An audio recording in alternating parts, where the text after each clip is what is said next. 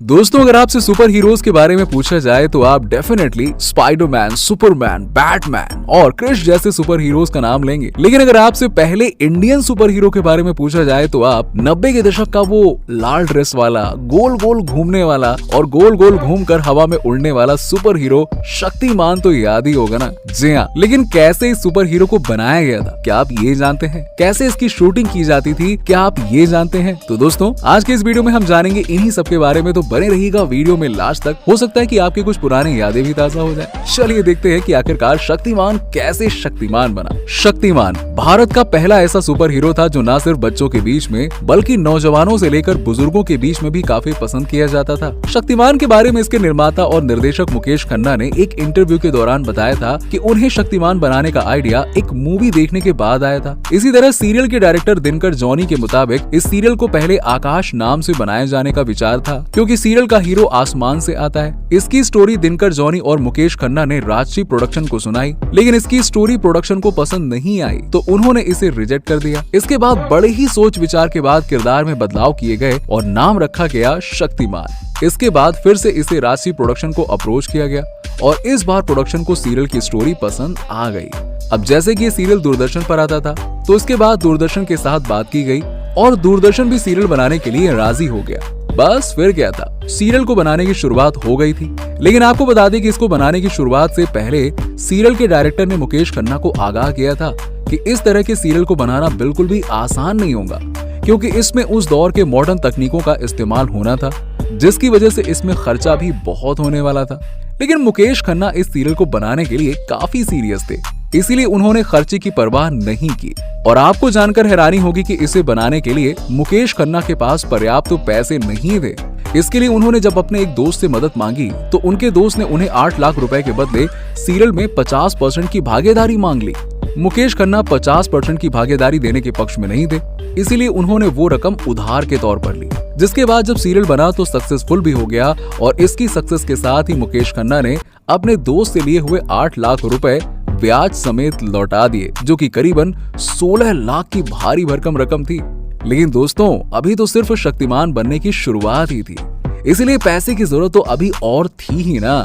इसीलिए इसके बाद मुकेश खन्ना ने अंबु मुरारका से मदद मांगी। अब आप जानकर दंग रह जाएंगे कि अंबु मुरारका ने बिना किसी ब्याज के मुकेश खन्ना को 75 लाख रुपए उधार दे दिए। इसके बाद जैसे जैसे शक्तिमान बनता गया और लोगों के बीच में एपिसोड्स रिलीज होते गए, वैसे वैसे शक्तिमान सक्सेस की सीढ़ियां चढ़ता गया। इसके बाद करीबन 2 साल बाद मुकेश खन्ना ने अंबु मुरारका के 75 लाख रुपए लौटा दिए। मुकेश खन्ना ने उस दौर की शूटिंग के बारे में बताया कि उस दौर में करीबन 13 दिन में 22 एपिसोड्स की शूटिंग हो जाया करती थी। लेकिन जब शक्तिमान की शूटिंग शुरू हुई तो 21 दिन में सिर्फ एक एपिसोड ही शूट हो पाया था, जिसके बाद सभी को समझ में आ गया था कि शक्तिमान को बनाना वाकई में बहुत शक्ति लगाने वाला काम है। आई मीन टू से कि बहुत मुश्किल होने वाला है, क्योंकि शक्तिमान किसी नॉर्मल सीरियल की तरह नहीं था। इसमें बहुत से एक्शन सीन्स थे जिनको शूट करने के लिए काफी मेहनत करनी होती थी, यानी कि शूट करने के लिए काफी समय भी देना होता था, क्योंकि इस सीरियल में मुकेश खन्ना शक्तिमान और गंगाधर के 2 रोल्स में थे। जैसा कि हम सभी जानते हैं कि किसी फिल्म या सीरियल का किरदार कहीं ना कहीं किसी न किसी से इंस्पायर जरूर होता है। तो आपको बता दें कि शक्तिमान में गंगाधर का किरदार एक अमेरिकी कॉमेडियन से इंस्पायर था, क्योंकि कहा तो यही जाता है कि गंगाधर अमेरिकी कॉमेडियन जेरी लुइस से प्रभावित था और इसकी पुष्टि मुकेश खन्ना ने एक पुराने इंटरव्यू में भी की थी। और इस किरदार को ऐसा इसलिए चुना गया था ताकि किरदार फनी रहे और बच्चों के बीच में पॉपुलर हो सके, और सीरियल रिलीज होने के बाद वाकई में ऐसा ही हुआ।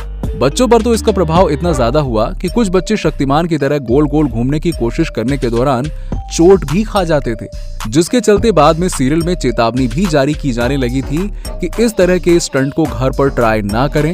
लेकिन बच्चों के साथ हुई दुर्घटनाओं की खबरों के चलते कुछ लोग सीरियल को बंद करने की मांग करने लगे, जिसके कुछ समय के बाद अचानक से शक्तिमान को बंद कर दिया गया, क्योंकि शक्तिमान को बंद करने की मांगों के दौरान ही शक्तिमान बंद हुआ था। इसीलिए माना गया कि बच्चों के साथ हो रही घटनाओं के चलते ही शक्तिमान को बंद कर दिया गया, जबकि बाद में पता चला कि इसकी वजह कुछ और ही थी। जी हाँ, अब आपको बता दें कि शक्तिमान शुरुआत में शनिवार को सुबह और मंगलवार को रात में आता था। एक इंटरव्यू के दौरान मुकेश खन्ना ने इस बारे में बताया था कि इसके लिए वो दूरदर्शन को 3,80,000 रुपए की फीस देते थे। लेकिन जब शक्तिमान को संडे के दिन भी चालू किया गया तो 7,80,000 रुपए की फीस देनी पड़ गई थी।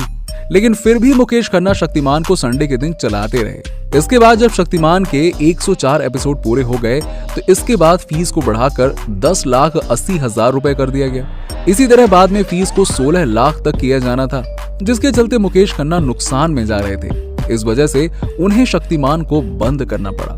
इस तरह शक्तिमान की कहानी पूरी होने से पहले ही ये शो बंद हो गया। अब आपको बता दें कि शक्तिमान 1997 में शुरू हुआ था और इसे सरकारी चैनल दूरदर्शन पर प्रसारित किया जाता था। अब ऐसा भी नहीं है कि उस दौर में दूसरे टीवी सीरियल्स नहीं आया करते थे, बिल्कुल आया करते थे, और वो भी भारी भरकम बजट के साथ। लेकिन इसके बावजूद शक्तिमान की जब शुरुआत हुई तो इसने उस दौर में सीरियल्स की दुनिया में नए आयाम छुए और नए कीर्तिमान स्थापित किए। अब आपको बता दें कि इसका प्रसारण टीवी पर 2005 तक होता रहा और जब तक ये सीरियल टीवी पर प्रसारित होता रहा उन सालों में नंबर 1 सीरियल रहा। उस दौर में बच्चों के लिए शक्तिमान परियों से भी ज्यादा कीमती हुआ करता था। बच्चे परियों की कहानी भले ही ना सुने, लेकिन शक्तिमान को देखे बिना भला कैसे रह सकते थे यार। शक्तिमान की छोटी छोटी मगर मोटी बातें बच्चों से लेकर बड़ों तक को बहुत पसंद आती थी। लेकिन दोस्तों उस दौर में आज की तरह टेक्नोलॉजी इतनी हाई फाई नहीं थी।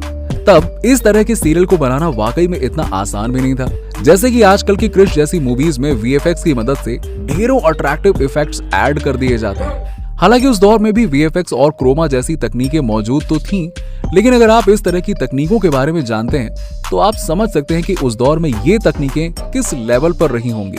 अब जाहिर सी बात है कि उस दौर में इनका स्तर काफी लो हुआ करता होगा, लेकिन जिस तरह आज की तकनीकें आज के हिसाब से महंगी होती हैं, उस दौर में भी ये तकनीकें शुरुआती दौर में होने के बावजूद बेहद महंगी हुआ करती थी। जैसे मान लीजिए किसी सीन में अगर शक्तिमान को किसी बच्चे को बचाते हुए दिखाना है तो उसके लिए क्रोमा तकनीक का इस्तेमाल किया जाता था, जिसके लिए एक कैमरे या हॉल में नीले पर्दों के साथ शूटिंग की जाती थी। सारे सीन्स को शूट कर लिया जाता था और उसके बाद क्रोमा तकनीक की मदद से पर्दे के बैकग्राउंड को हटाकर जंगल वगैरह का सीन क्रिएट कर दिया जाता था। इसी तरह शक्तिमान के हाथों से निकलने वाली पावर्स वगैरह को निकलता हुआ दिखाई देने के लिए स्पेशल इफेक्ट्स की मदद से उसे ऐड कर दिया जाता था। इसी तरह किसी किसी सीन में जब गंगाधर को हवा में उड़ते हुए दिखाया जाता था, तब उस सीन को शूट करने के लिए क्रेन के बजाय बारीक तारों को बांधा जाता था और उन तारों के साथ गंगाधर को बांधकर हवा में उड़ने वाले सीन्स को शूट कर लिया जाता था।